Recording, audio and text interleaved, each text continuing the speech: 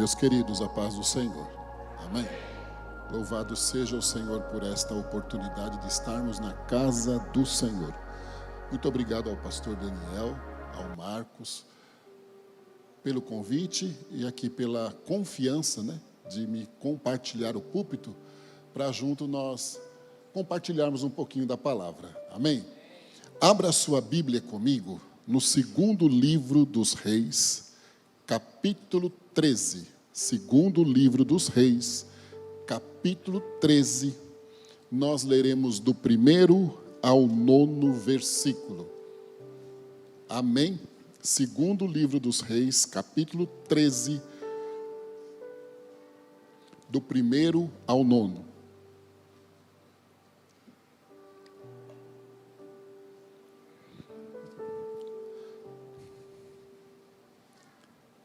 No ano 23 de Joás, filho de Acasias, rei de Judá, começou a reinar Jeoacás, filho de Jeú, sobre Israel em Samaria, e reinou 17 anos.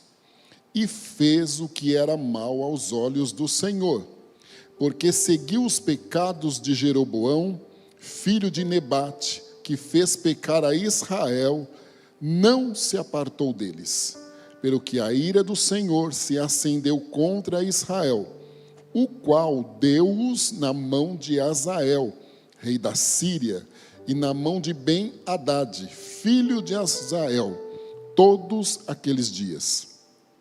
Porém, Jeoacás suplicou diante da face do Senhor, e o Senhor o ouviu, pois viu a opressão de Israel, porque os oprimia o rei da Síria.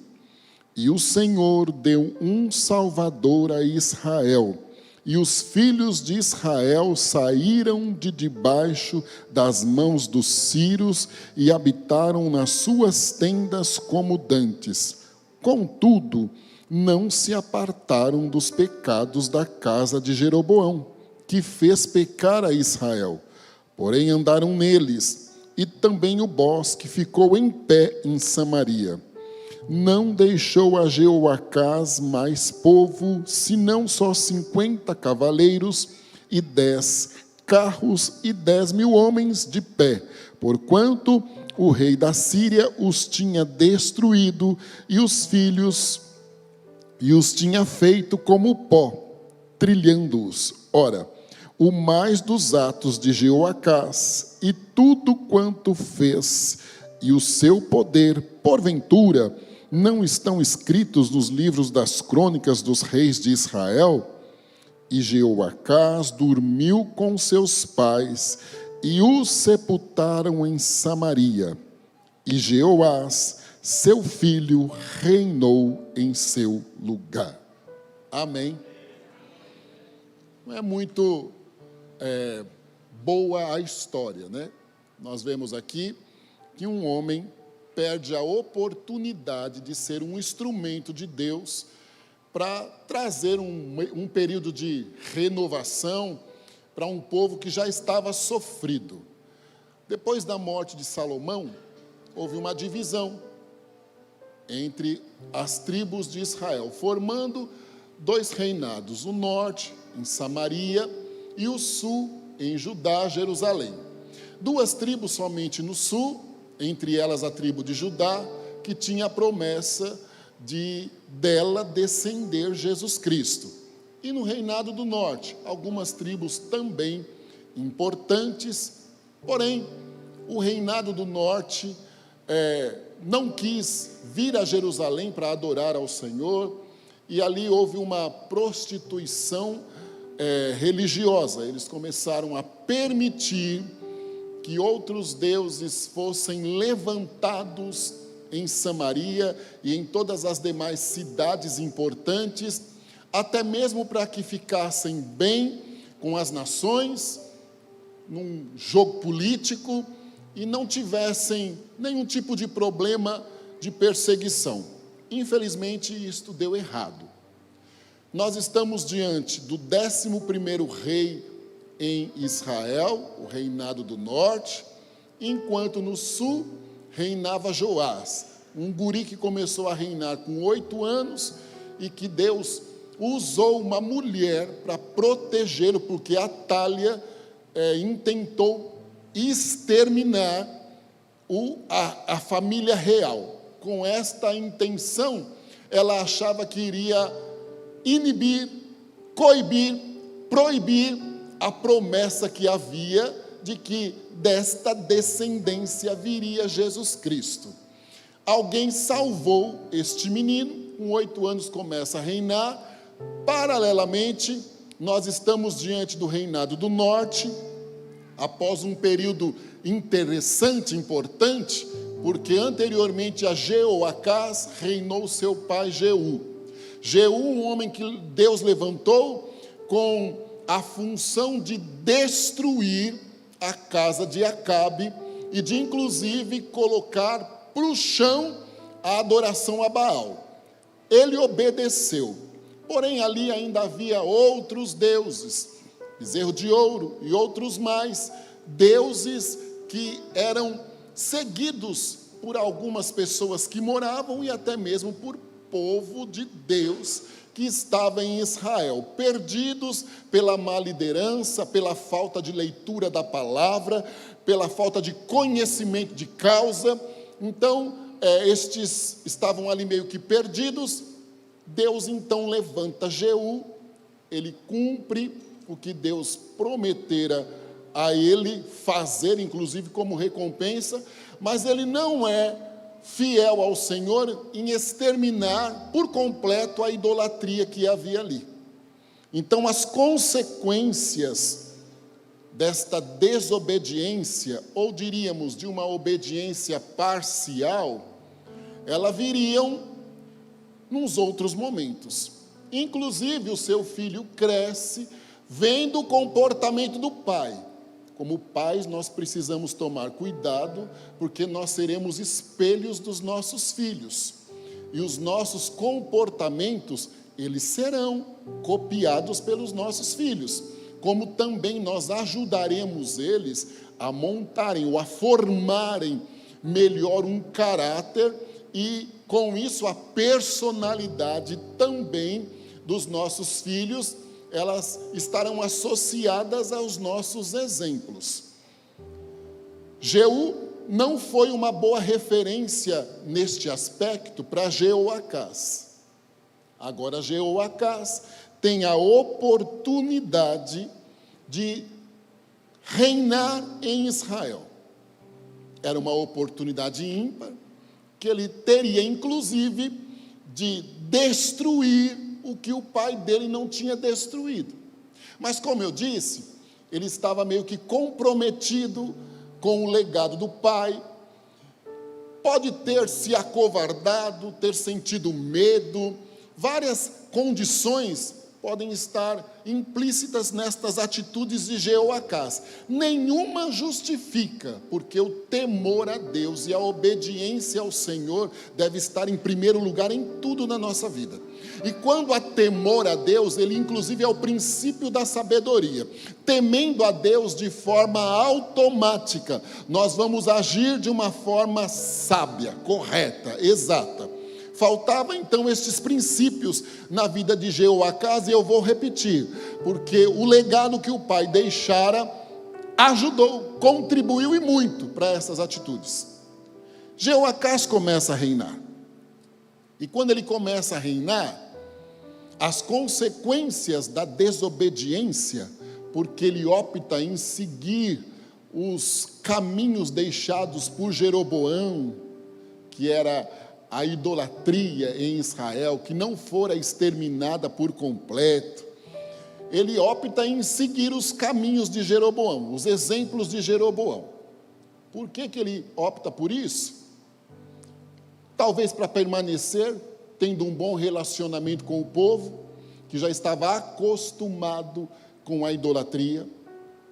Talvez para conseguir uma amizade de outras nações, que no momento oportuno poderia ajudá-lo em algumas batalhas. Nós não precisamos de ajuda nas nossas batalhas quando nós temos o Senhor. Aí nós vamos agir com qualidade e não com quantidade. Nós não vamos temer os nossos inimigos, porque o Senhor nos dará vitória, desbaratando e destruindo os mesmos. Jeoacás não pensou deste jeito. Por N motivos, ele permanece cometendo as mesmas falhas que, desde o tempo de Jeroboão, estavam impregnadas ali na nação de Israel. Aí as consequências começam a surgir. A Síria havia se tornado um inimigo implacável do povo de Deus. Implacável em vários momentos. Não desistia, persistente, não desistia de tentar destruir por completo Israel. E Deus permitia isto acontecer, porque eu disse que eram consequências das escolhas. Então eu preciso tomar cuidado. Eu não vou quebrar a ética e trazer doutrina ou exortação de uma maneira rústica aos irmãos, de forma alguma. Mas eu vou seguir a voz do Espírito. Então eu preciso tomar cuidado com as minhas escolhas, porque elas irão definir o meu amanhã. E quando eu não sei escolher, ou quando teimosamente eu escolho de forma errada, eu tenho que arcar com este prejuízo. E quando isto é espiritual, eu tenho que estar preparado para os ataques e para as batalhas. E não posso, neste momento, procurar o culpado, que é o que nós fazemos. Quando as coisas apertam, nós nos esquecemos que algumas condições são meramente consequências de escolhas. E aí nós procuramos o culpado para aquilo, ou vamos questionar Deus, ou agimos de uma forma imatura. É algo bem difícil de ser assimilado aí. Irmã, você está na última fileira de cadeiras aqui do meu lado direito, de camiseta escura com o braço cruzado. Eu quero que você levante a sua mão, por gentileza. Aí atrás, isto. A irmã de óculos, isto. A mão do nosso Deus está estendida com cura a teu favor esta noite aqui. Eu me dirijo a uma jovem senhora, mas o Senhor me mostra vários e vários raios fortíssimos em todo o seu corpo. Deus não é obsceno. Em todo o seu físico, vários e vários raios fortíssimos. E eles são destinados a toda a condição neurológica tua. Vai em todos os teus nervos, dos menores aos maiores, diríamos assim. Eles irradiam. E o Senhor me diz que está desinflamando os teus nervos esta noite. Eu me dirijo a uma jovem com dores inexplicáveis no corpo. Eu me dirijo a uma jovem também que está com a imunidade baixa e com condições de funcionamento orgânico bem comprometidos. Mas a partir de agora, o nosso Deus está trazendo normalidade ao teu organismo. E o primordial disso, Deus está desinflamando os teus nervos, de forma automática, agindo na musculatura, que também enrijeceu como uma proteção. Todos estes sintomas que eu citei anteriormente somem, e o nome do nosso Deus é glorificado na tua saúde. Ser curada no nome de Jesus Cristo. Aleluia. Louvado seja o Senhor. Agora vai, que agora eu vou relaxar.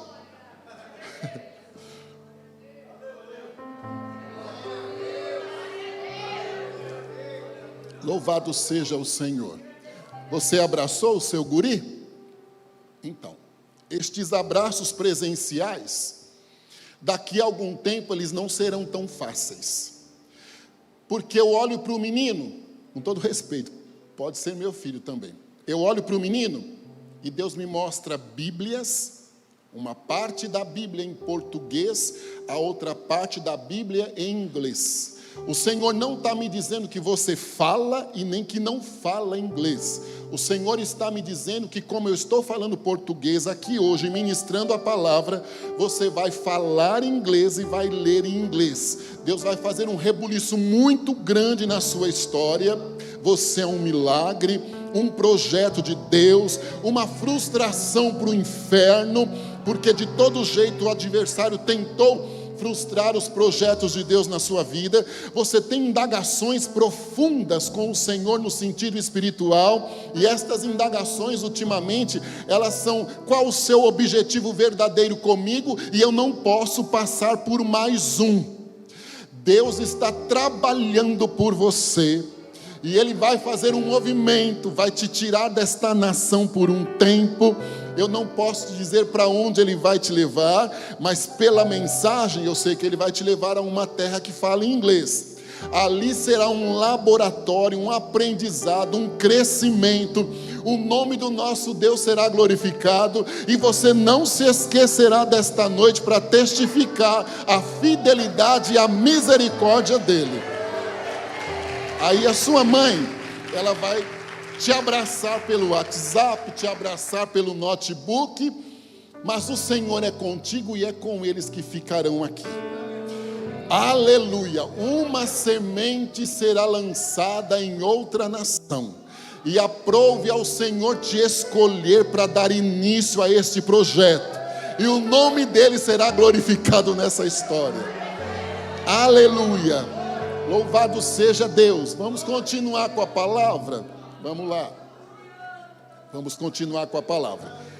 Jeoacás, ele optou pelos caminhos de Jeroboão.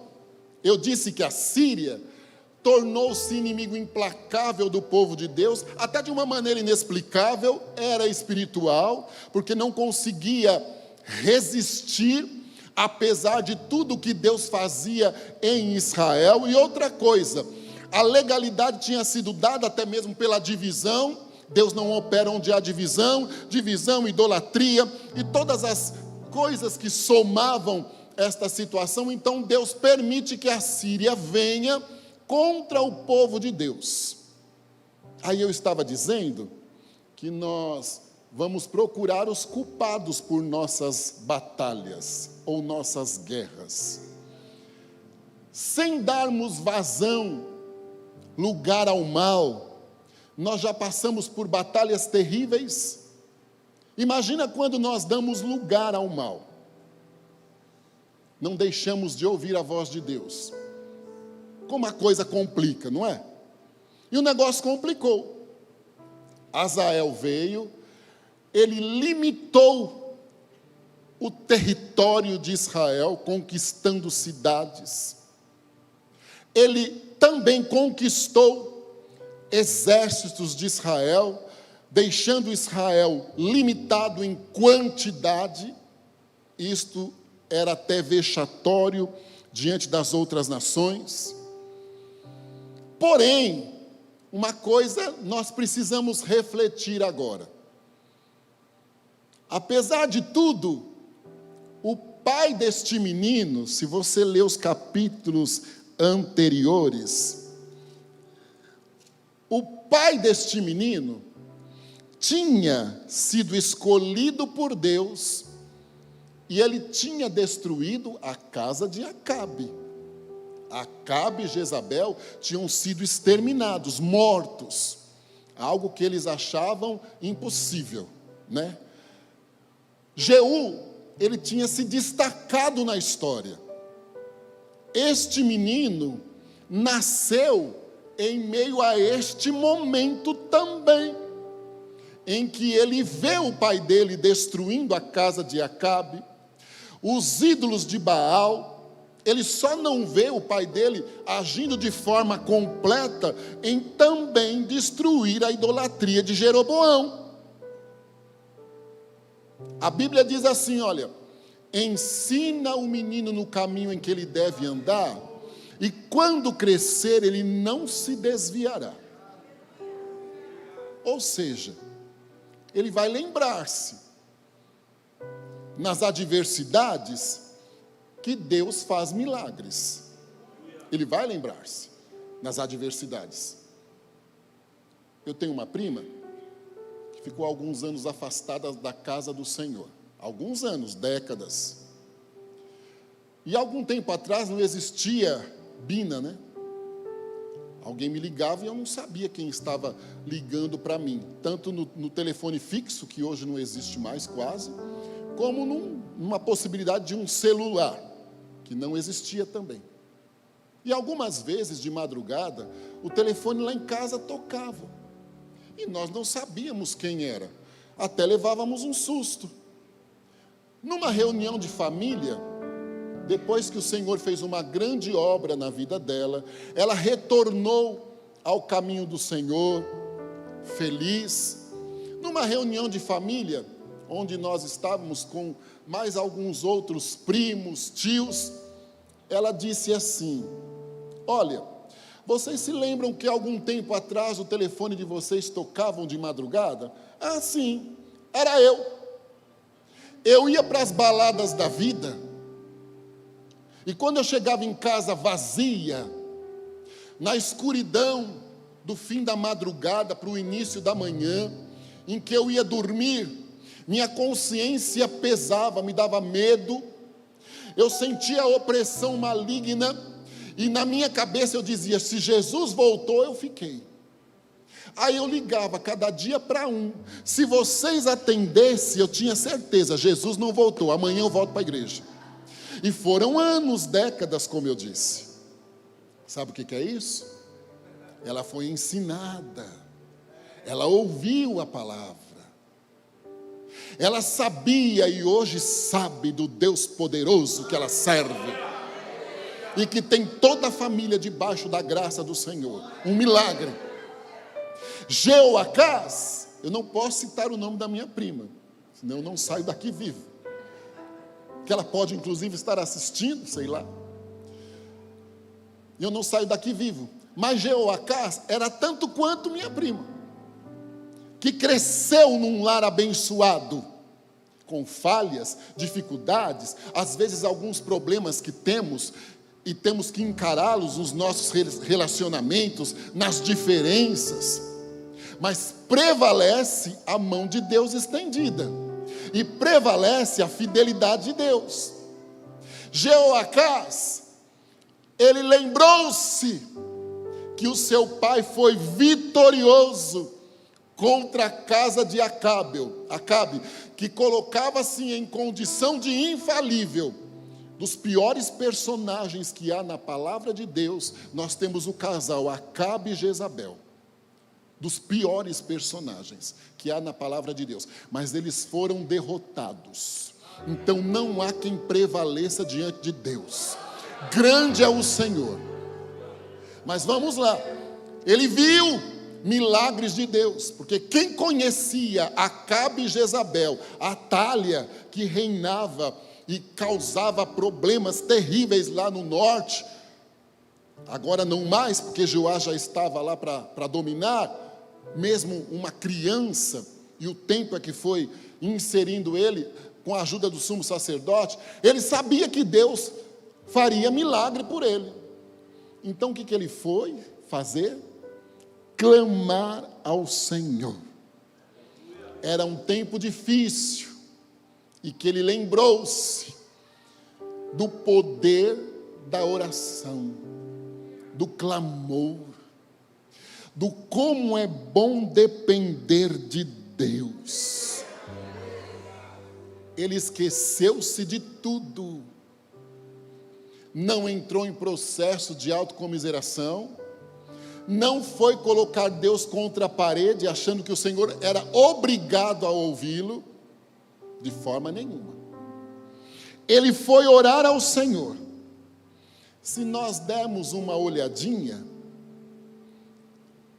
ele não agradeceu a Deus, não fez promessa, voto, não houve um arrependimento, mas houve um clamor. O interesse era a bênção e não o abençoador. Só que por trás disso havia uma promessa. Havia um povo, entre eles, muitos inocentes.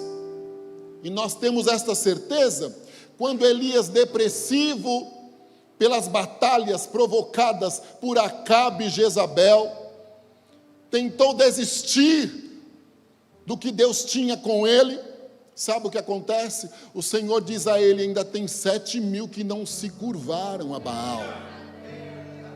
Havia o remanescente no meio de Israel, clamando, suplicando por misericórdia, talvez não suportando mais aquela pressão de Azael e Ben-Hadad, o seu filho.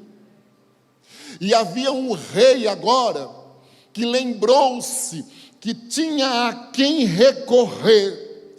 Deus ouve a oração de Jeoacás e envia socorro para o seu povo. Apesar das dificuldades espirituais do rei, ele clama e ele mostra a sua real confiança em Deus, e ainda tem fé e é perseverante. Ninguém ora quando não há fé, irmãos, porque oração, para você fazer, você tem que ter fé, porque o que mais o adversário luta é para nos desmotivar e nós não orarmos ao Senhor, porque oração gera intimidade, e oração gera crescimento, oração muda a história, oração destrói o principado e potestade do mal que luta contra nós diariamente. Aleluia! Oração muda. Há uma arma nas suas mãos mais potente do que tudo, que é a tua oração. Irmã, há uma arma nas tuas mãos. Ao invés de chorar pelos cantos, entenda a minha aplicação.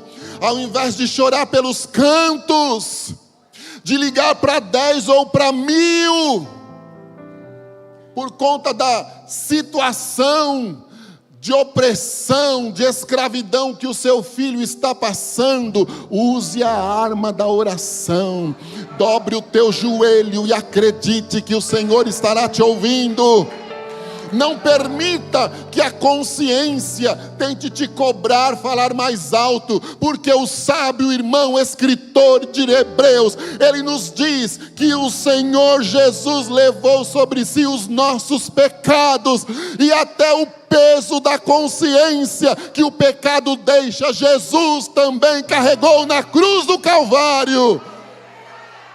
Quem gosta de acusar é o nosso adversário, mas o nosso Deus é perdoador, amoroso. Ele amou a nossa vida de tal maneira que não olhou para estas atitudes dos reis que haviam ali, permaneceu fiel para cumprir a promessa de enviar Jesus Cristo, e esse nos resgatou do mundo e do pecado e do juízo.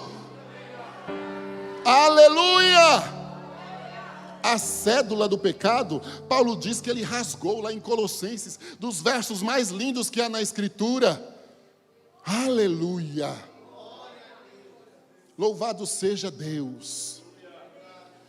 Eu não posso dizer que vocês vão mudar daqui, como também eu não posso dizer que vocês não vão mudar daqui, mas eu olho daqui e o Senhor me mostra um espaço maior. Deus está trabalhando nesta história, um espaço que não tem esta parede aí, que é maior. Meu Jesus,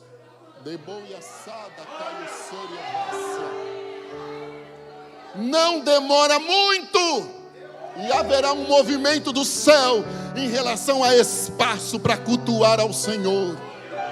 Mas eu volto a dizer, eu aprendi com o meu pastor: se você for entregar, entregue do jeito que Deus te mostrou. Não fique tentando entender, porque Ele poderia mandar eu dizer que vocês vão mudar aí para o centro. Ele não está dizendo isso.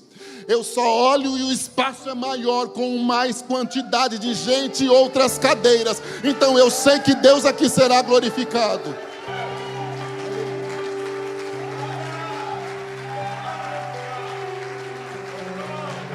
Louvado seja Deus.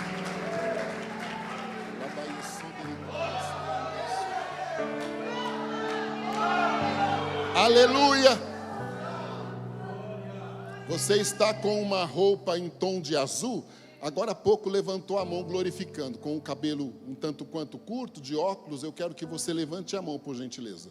Isto, faça alto, eu quero ver a sua mão, aqui, olha, isto. Faça alto, faça assim, ó, para evitar que outro, isto. Não pode ficar mal entendido, é com a irmã que eu estou me dirigindo no nome do Senhor Jeová, certo? Deus me mostra como se fosse um copo, ele vai ser servido a você, no meio de uma claridade forte. Ele tem uma água meio que um gel. À medida que a irmã vai tomando, a mão de Deus vai agindo de forma miraculosa no teu físico hoje. Você é um milagre. Você está com baixa imunidade, predisposta a infecções, inclusive urinárias. Você tem problemas de perda de massa muscular, dores no corpo inexplicáveis, sensação de inchaço e peso terrível nos pés e nas pernas, dificuldade de concentração ultimamente. Continuou com a mão levantada, porque a mão de Deus já está agindo aí, porque há dias que você não faz este movimento, porque dói, parece que vai cair o braço do ombro. Dificuldade respiratória também ultimamente, e uma taquicardia, parece que o coração está saindo pela boca, e no outro dia ele some. Uma oscilação na pressão, tu és um milagre aí sentada, uma oscilação na pressão terrível, mas este medicamento do céu em dose única, ele faz um movimento de saúde no teu físico hoje. E ele vai principalmente à origem, uma baixa imunidade provocada por uma fabricação de sangue errado, diríamos assim. Ele vai à medula, ali ele faz um grande movimento no entorno, desinflama. A irmã vai levantar saudável, vai dormir e vai perceber que dormiu, não vai ter sonolência, porque o nome do nosso Deus é glorificado na tua saúde esta noite. Aleluia! Louvado seja o Senhor. Eu não tinha visto que tem um relógio ali. Agora eu vou ficar atento a ele. Ainda bem que o número é bem grande, porque olha, para mim enxergar não é tão fácil não. Só para descontrair. Está aqui o óculos que o oftalmologista faz por isso, mas aqui é um problema grave. Fé, perseverança e confiança. Já pensou se ele tivesse deixado as vozes do além falar para ele: olha lá os pecados de Jeroboão que você não tirou. Olha lá o que o povo vai falar de você. Olha isso, olha aquilo. Não. Ele lembrou-se que apesar de tudo, ele servia ou tinha origens cristãs e confiança num Deus poderoso que está acima de todo e qualquer outro que exista. Por isso que nós cantamos: na presença dos deuses a ti cantarei louvores, porque não há como o nosso Deus, não há. Rocha nenhuma como o nosso Deus existe. Clamou, este rapaz teve fé, e ele foi perseverante em aguardar a resposta positiva de Deus, porque agora era só Deus que poderia socorrê-lo. Como será que eu estou orando? Com uma lamúria ou com determinação, com coragem? Chegai-vos a ele e ele se chegará a vós. Tranca a porta do seu quarto, tu vais orar a ele em secreto e ele vai te responder. Estou todo torto aqui, Jeová. Onde abundou o pecado, superabundou a graça. Com isso eu não estou alisando pecado algum, muito pelo contrário. Eu estou dizendo e ratificando, retificando, como queira, que perdoador é o Senhor e galardoador daqueles que o buscam. Jeoacás não ficou olhando para a história dele, ele lembrou-se do Deus Todo-Poderoso, orou ao Senhor, e Deus ouviu a oração dele. A busca ao Senhor, ela deve ser constante, progressiva, diária.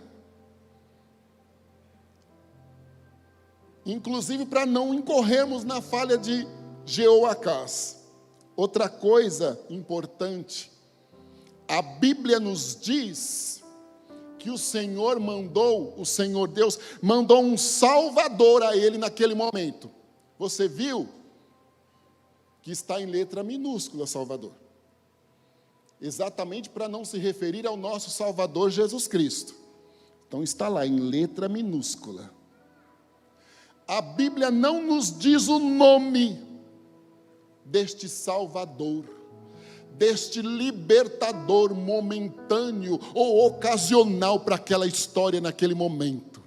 Quando nós vamos a Juízes, 300 anos de desobediência, de cai e levanta, e Deus levantava um juiz, Jefité, Débora, Sansão, Gideão, e assim vai indo, até chegar em Samuel, o último dos mesmos, que através dele seria ungido Davi, e aí daria sequência a uma história para cumprir-se em Jesus Cristo. É lindo. Aqui não está nos dizendo o libertador ou o salvador ocasional daquele momento ali. Então nós estamos diante de um herói anônimo, de uma surpresa na resposta. Aí nós oramos, mas às vezes nós já queremos determinar ao Senhor quem, como, onde e quando Ele vai usar.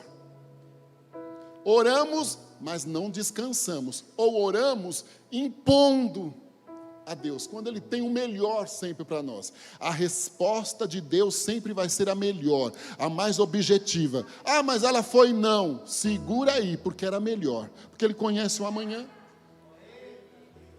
Ele conhece o amanhã. Eu passei uma vergonha no centro de Santo André outro dia, porque eu inventei de querer aposentar.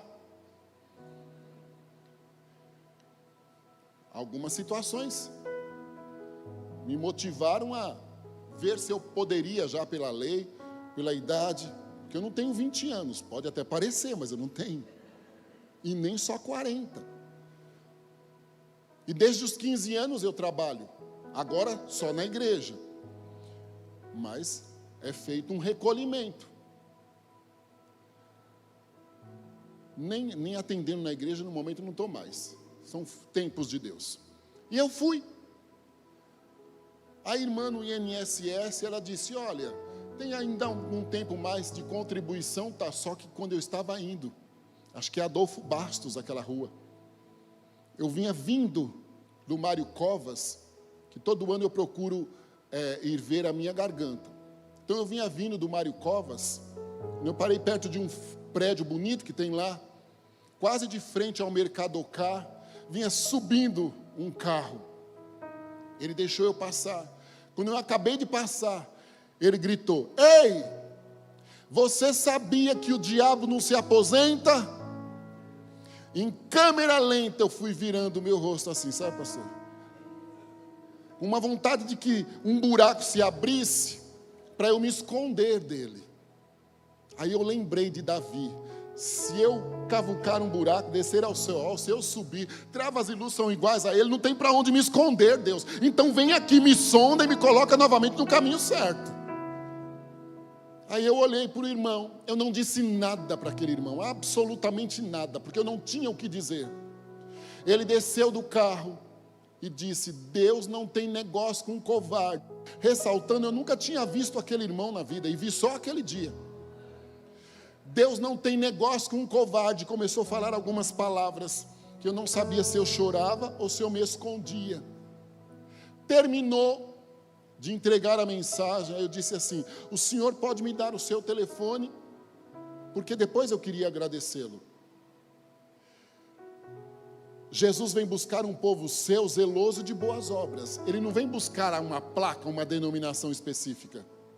E em todas elas tem os fiéis, como os infiéis que vão ficar, infelizmente. Eu quero estar entre os que vão subir na primeira ressurreição. E estou lutando para isso. E desejo que você também esteja comigo lá. Depois de algum tempo, uns 2 meses, eu viajei. Eu tinha dito até a cidade que eu ia mudar. Já estava vendo as coisas. Eu alugo aqui, eu vindo aqui, faço aquilo, planejando. Eu estava no hotel, descansando à tarde, preguei no domingo de manhã, e voltaria para pregar no domingo à tarde. Me deixaram lá, eu estava descansando. Eu fui mexer no meu celular, fazer uma limpeza no celular. Aí eu vi o número daquele irmão. Ele se chama Jonas, então não vou dizer o sobrenome dele somente. E mandei uma mensagem. O irmão lembra de mim. Boa tarde, na paz do Senhor. Ele disse assim: impossível eu esquecer. Eu falei: eu também. Estamos ali. Começamos a trocar uma ideia. De repente eu disse assim: irmão, onde você congrega? Pasme. Ele disse: eu congrego na igreja adventista. Aí eu disse: Jesus, foi bem pior do que eu imaginava a minha vergonha. Porque eles têm alguns problemas de ordem doutrinária, mas como eu disse, eu não posso julgar aquele irmão, e muitos de lá, porque talvez nasceram, aprenderam daquele jeito, e muitos deles estarão comigo na ceia do Cordeiro, eu tenho certeza. Agradeci a ele, de vez em quando eu mantenho um contato ainda com ele. Manda uma mensagem de bom dia, boa tarde. Ele manda saber se está tudo bem, eu respondo: irmãos, Deus sabe de tudo. Eu tinha vergonha de contar para minha esposa em casa, porque ela estava animada. Também nós iríamos fazer alguma coisa. Eu disse: eu volto para a sala de aula. Você volta para a sala de aula? Volto. Vamos lá. Mas o Senhor sabe pegar a gente. Aquele ali foi um libertador anônimo, surpreendente, que Deus enviou naquele momento para mim. Tu pode ser o anônimo na vida do irmão, como também o que o Senhor colocou no meu coração de manhã quando eu estudava: Deus tem surpresa na resposta do clamor. Algo nunca visto, alguém anônimo, inimaginável, locais que nunca você pode ter passado. E aí vai indo, de acordo com a necessidade. A misericórdia de Deus se renovou. Apesar do pouco de soldado, de cavaleiros, de cavalos e de carros da época que sobraram, a fidelidade de Deus mostrou-se na qualidade e na misericórdia, porque havia um plano para aquele povo. Deus tem surpresa na sua oração. Deus tem. Minha querida, você tem o cabelo preto, você está com uma blusa provavelmente de moletom branca, ela tem uns enfeites dourados aqui assim. Você pode, por favor, levantar sua mãozinha? Uma blusa clara, ela tem uns enfeites dourados aqui, o seu cabelo é comprido, preto, olhou para trás. Você pode levantar, isso, você pode levantar a sua mãozinha assim, Eu vou te falar uma coisa, nós não servimos um Deus que expõe ninguém ao ridículo, certo? O nosso Deus não expõe ninguém. Mas eu vou te entregar uma mensagem do céu agora. Daqui eu olho e vejo a mão de Deus trabalhando na sua cabeça. Não está trabalhando, tirando dor, pressão arterial da cabeça, mexendo, não.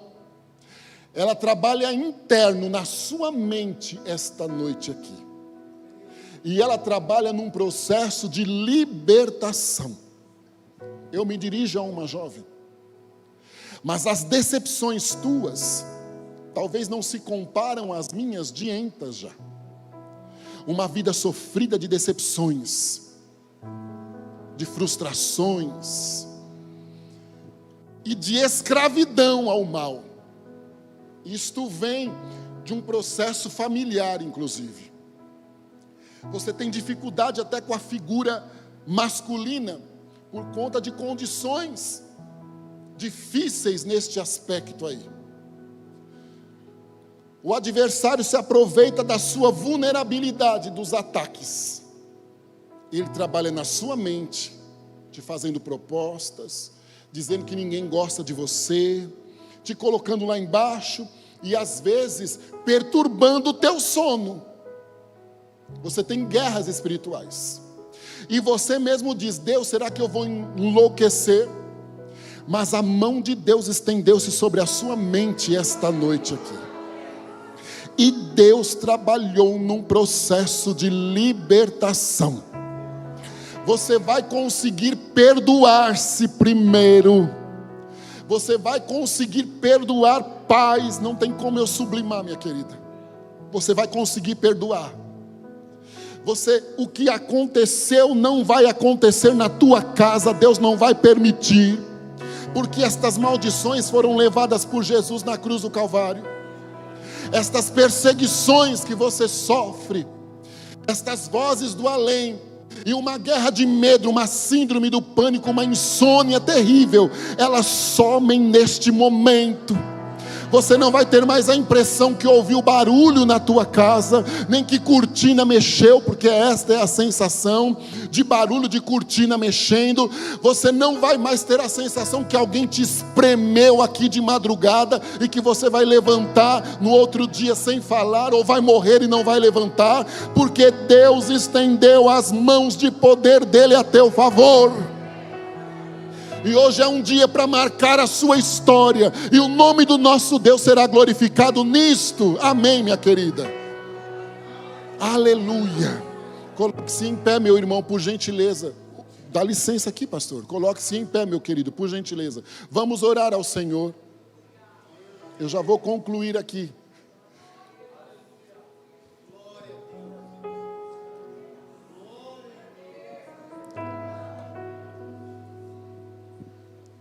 Não vou chamar ninguém aqui na frente, mas nós vamos orar ao Senhor, e o Senhor é quem garante a bênção e a vitória. Amém? Curva aí a sua cabeça. Louvado e glorificado seja o teu nome por tua misericórdia, fidelidade, em nos conceder esta noite a oportunidade tão especial de estarmos meditando um pouquinho na tua palavra. Somos falhos, necessitamos do teu perdão, e nós queremos, como Joacás agora, entrar diante de ti num momento de clamor. Nós clamamos por tua misericórdia, por tua grandeza. Eu não sei quantas vidas existem aqui que não acreditam mais nem nela mesmo, quem dirá nos demais. Estão aí como Joacás, perdidos, ou até mesmo, Deus, totalmente temerosos e sofrendo as consequências das adversidades provocadas pelas escolhas. Mas eu coloco tudo nas tuas mãos, crendo que hoje é dia de um Salvador ocasional, de uma surpresa na resposta, de que o Senhor vai usar o que nunca passou por nossa mente, e que os teus servos sairão vitoriosos. No nome de Jesus, nós te agradecemos pela bênção e vitória. Amém.